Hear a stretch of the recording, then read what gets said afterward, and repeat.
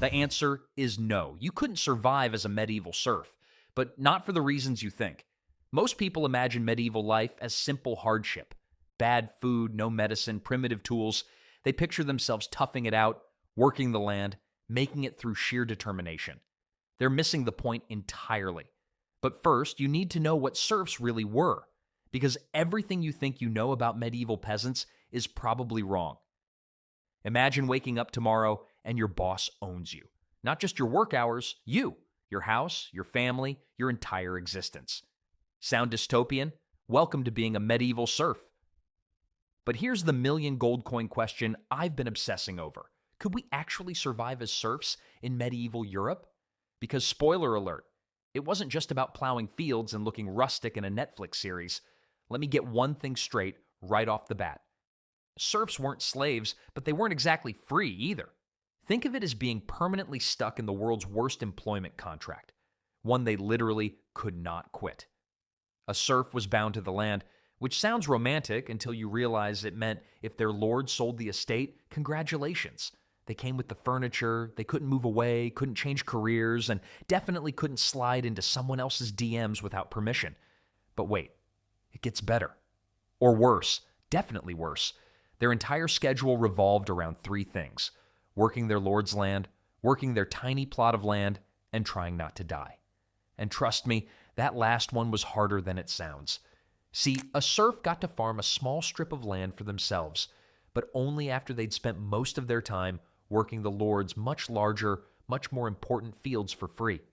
It's like having a full-time job and then coming home to work a second full-time job, except both jobs are farming and one of them doesn't pay anything. Picture this. It's 4 a.m. in medieval England. No alarm clock because those don't exist yet, just a rooster with a serious attitude problem. Our hypothetical serf stumbles out of their one-room house, and I use the term house generously here. Their home was basically a wooden box with a thatched roof that leaked when it rained, which was often. The floor was dirt. The walls were questionable. They shared this palatial estate with their entire family, plus whatever livestock they could afford to keep from freezing to death. Now comes the fun part. Breakfast. Just kidding, they probably couldn't afford breakfast. If they were lucky, they might have had some bread that was only slightly moldy and some ale that wouldn't kill them immediately. Medieval water was basically a biological weapon, so ale for breakfast wasn't just socially acceptable, it was survival. Then it was off to the fields. But first, they needed to figure out which fields. Monday, Wednesday, and Friday, working the Lord's land, Tuesday, Thursday, and Saturday. Their own tiny plot, Sunday, church, obviously, because even God needed to remind them that life could be worse. And here's where things get really spicy. During harvest season, the most important time of the year, guess whose crops got harvested first? Hint, it wasn't theirs. So while their grain was literally rotting in the field, serfs were frantically trying to save their lord's harvest.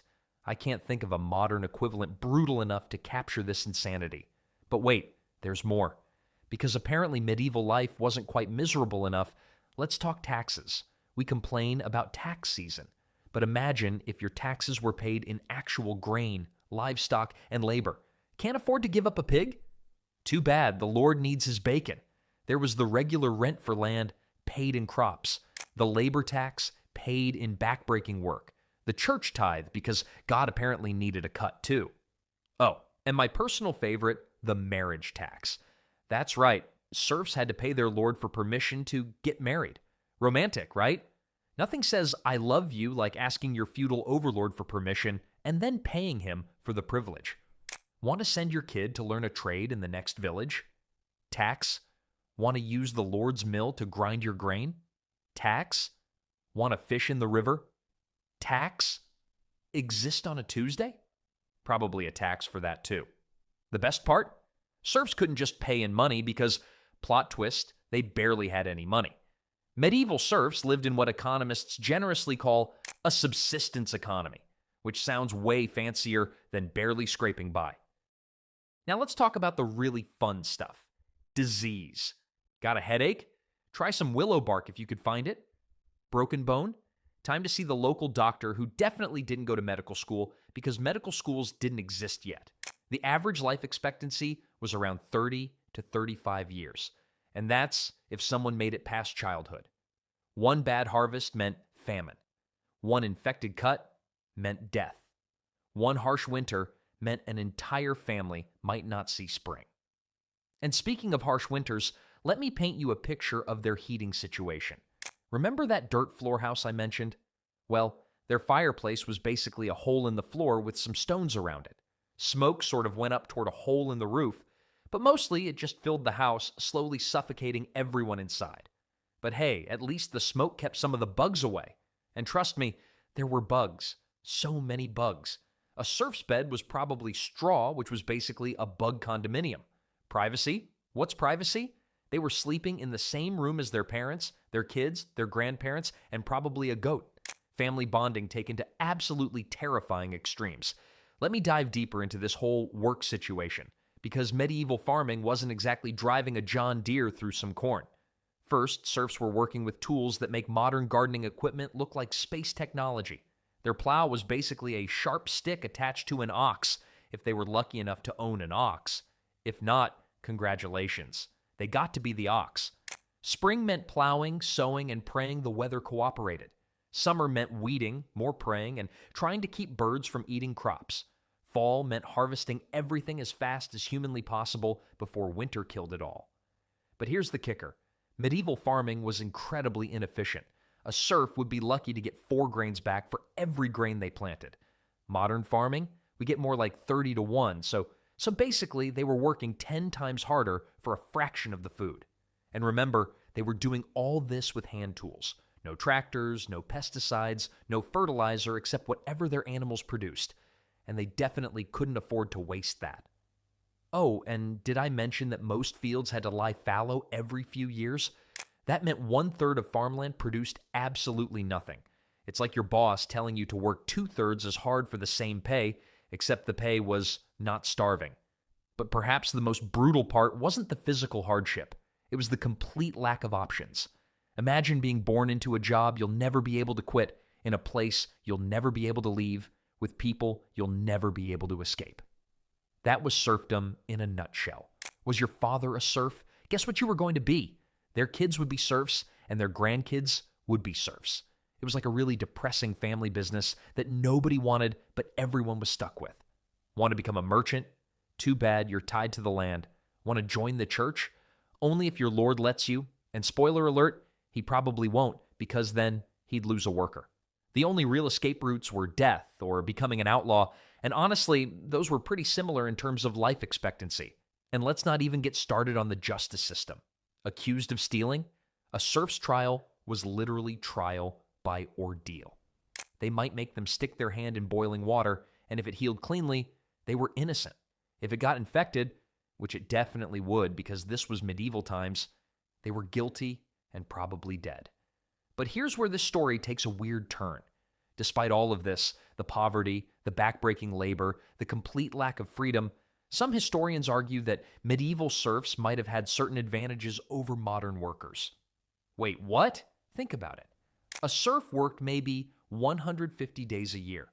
The rest were religious holidays, seasonal breaks, or weather days. Modern Americans work around 240 days a year. So technically, serfs had more vacation time than we do. They also had guaranteed job security. Terrible job security, but still, nobody was downsizing the peasantry. And while they barely survived, they did have a community support system. When times got really bad, everyone was in it together. Plus, their work had immediate, tangible results. Plant grain, harvest grain, eat grain. No PowerPoint presentations, no performance reviews, no wondering if your job actually matters. But before we start romanticizing serf life, remember, this job security came at the cost of literally everything else. So, could you do it? Could any of us survive as medieval serfs? Physically? Maybe if you're in decent shape and don't mind working harder than you've ever worked in your life every single day with no weekends, no sick days, and no retirement plan except death. Mentally? That's the real challenge.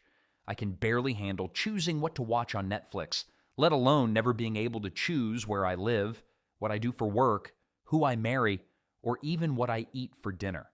The average serf consumed maybe 2,000 calories a day, if they were lucky.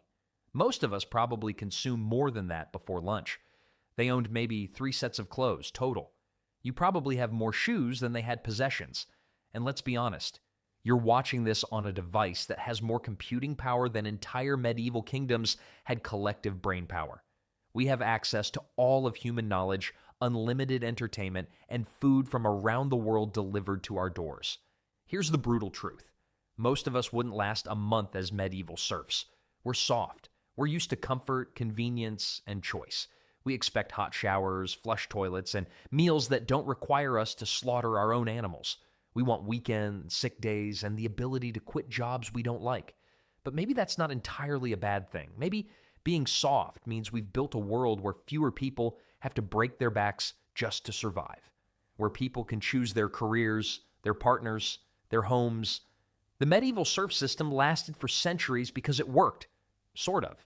It kept people alive and society functioning, but it also kept people trapped, poor, and powerless.